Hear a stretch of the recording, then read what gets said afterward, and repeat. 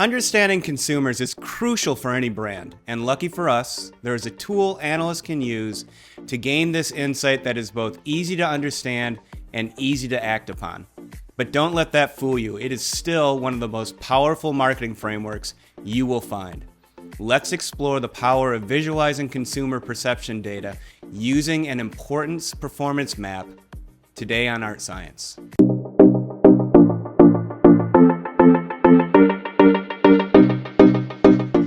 Hey there, I'm Kevin Hartman, Associate Professor at the University of Notre Dame and founder of the Art+Science Analytics Institute, where our mission is to make you a better analyst. An importance performance map, or IP map for short, uses consumer data to show how customers perceive different attributes of a product or service you offer and how your brand compares to competitors in their minds along those attributes. This map helps you understand which attributes are most important to your customers, as well as which ones don't matter as much, and how your brand performs relative to your competition in those areas. It is essentially a 2x2 grid that highlights the importance of various attributes on the vertical axis, and your brand and any competing brands that you want to measure as well on that horizontal axis. When the data points are plotted on this 2x2, the IP map allows you to identify and focus on excelling in areas that matter most to your customers, with each quadrant offering valuable insights. Let's take a look at the IP map framework and its 4 quadrants now. Here's what the importance performance map framework looks like. In the upper right, quadrant 1, you've got what I call keep it up. These are attributes that are both highly important to your customers and ones that your brand performs really well on. These are your key strengths, your areas of differentiation, hopefully, and should be maintained. In the upper left, you've got what I call the concentrate here quadrant. These are the attributes that are very important to your customers, but where your brand is underperforming. These are crucial areas for you to focus on and try to improve. In the lower left, you've got a quadrant that has attributes that are what I call low priority. These are attributes that are less important to your customers and also where your brand performance is low. These are areas that might not require immediate attention since, frankly, they don't really matter as much to your customers. And then in the lower right, you've got what I call possible overkill. These are attributes where your brand performs very well, but these are just not that important to your customers. Resources that get allocated here, they might be better used elsewhere.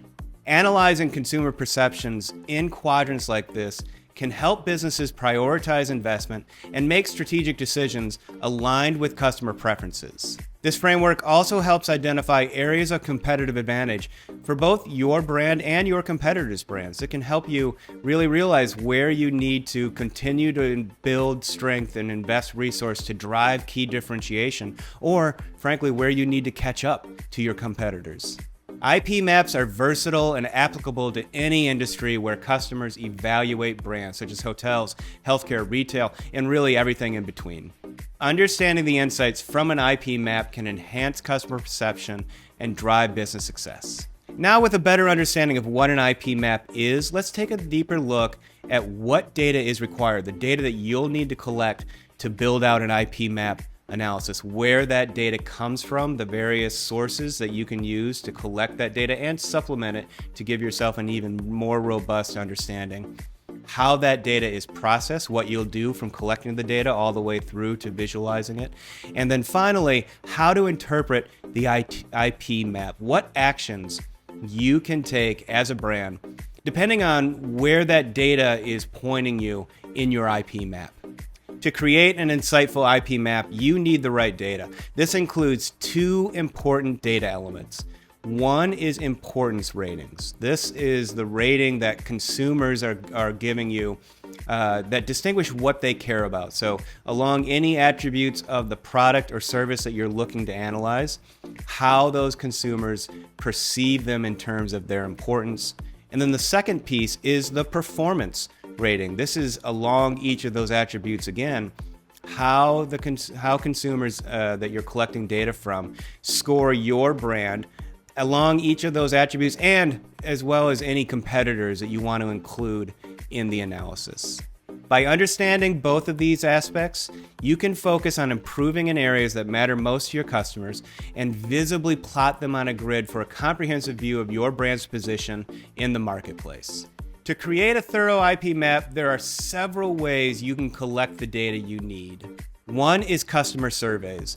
When we're using surveys, we are primarily using Likert scales. This is probably the most effective way to gather importance and performance data. A survey that asks customers to score those measures and your performance on a scale of, say, 1 to 5 or 1 to 7. An alternative to that Likert scale rating is a forced ranking. This approach forces respondents to make clear distinctions about what matters most by force ranking those attributes in terms of most important down to least important, and then force ranking your brand and your competitors' performance along each of those attributes as well, from best performing to worst performing. A second source of data is market research and feedback. This primarily can be done through focus groups, which are small interactive discussions of maybe 12 or fewer customers. Somewhere between 8 and 12 is typically the best number to use. This, by opening up a discussion of this size, you can get really rich insight into what consumers value, what is important to them, as well as how you and your competitors are performing on each of those attributes. So this data will be very qualitative, but it can be really, really insightful, and it can be used to supplement any of that cold, hard data you're getting through a survey. A third source of data that can help in the IP map analysis is internal data. This can include performance metrics. These are objective measures that can be compared against survey results, help you really identify gaps between what is actually happening in your mind and the perception that consumers are carrying based on what you're measuring there. It can also include competitive advantage. These are benchmarks that you're collecting that are showing how your brand is performing and how it stacks up against competitor brands as well. This can provide just another layer of insight for effective positioning in the market. Another source of data from reviews that can be a blend of the qualitative and the quant are customer scores, feedback that you might find on, say, a star rating site based on your various attributes that they'll track. Think Yelp. Think some online data source that has customers leaving reviews and scoring you across a number of different attributes. These data can be pulled directly, scraped right off of the websites, or sometimes transferred to you directly through a API. And when you can pull that data directly, you are then plugging it right into your analysis and getting almost real-time insight into how your brand is performing against different attributes, as well as how consumer preference is shifting along those different attributes. By integrating diverse data from surveys, qualitative insights, and hard metrics, you will create a very robust foundation for your IP map. And this is going to lead to more informed strategic decisions that will really connect with customers and drive success. Creating an IP map means you are following these 3 steps. 1, clean and prepare data. You are ensuring accuracy by addressing any incomplete or inconsistent responses, just like you would anytime you're collecting survey data or any kind of quantitative data as well. You want to consider possibly normalizing scores or standardizing responses if you are collecting data from multiple sources. The second step is calculating the mean scores. Look, averages are not always the best source of insight for us, but in this case, to build out your IP map, you're going to just calculate the average importance and performance ratings for each attribute. You'll want to also look at distribution, variance, any kind of outliers in the scores as well, for sure, to get a deeper view under those data. But what you'll plot is the mean score, the average.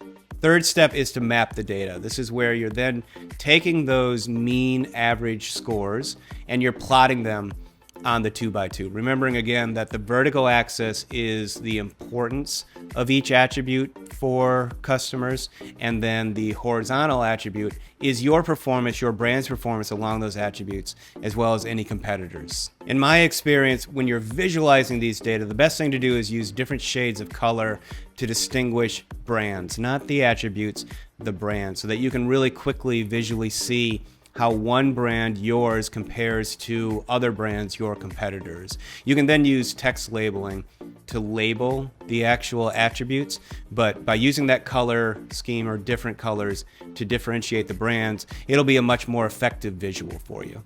The IP map that results from those 3 steps will provide valuable insights for improving customer satisfaction and guiding your business decisions. Once you have completed your IP map, now it's time to interpret those results and turn them into actionable strategies. The 4 quadrants of that map each represent a different strategic imperative. That keep it up, high importance, high performance quadrant, this is where you need to maintain high standards in these areas. Allocate resources to preserve the strengths that you have in different attributes of product or service, whatever it is you've measured, that are crucial for customer satisfaction and their loyalty. The concentrate here quadrant, as the name implies, means that you need to put more resources into improving the performance in those areas. Anything that lands in that upper left quadrant, realize that you need to invest to make that product or that service attribute better and stronger.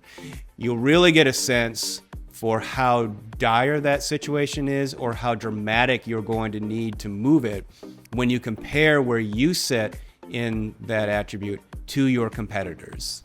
For data points that fall in the low priority quadrant, that lower left, this is just an area that you want to monitor and not really prioritize resources here. You want to move any projects that you might have that are driving those product or service elements to focus on the quadrant in the upper left, the concentrate here quadrant. So reallocating some of those resources is probably what you want to do.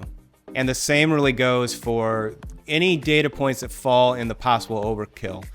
Look, these are areas that you're doing very well, but it's just not very important to your customers. It doesn't mean that you need to necessarily pull any projects that you have or any offerings that you use that drive those. Just do that in the context of an understanding that there are more important areas that you need to allocate. If your resources are limited, then go ahead and shift things from this lower right to the upper left, to those areas that are really important to customers that you're underperforming today.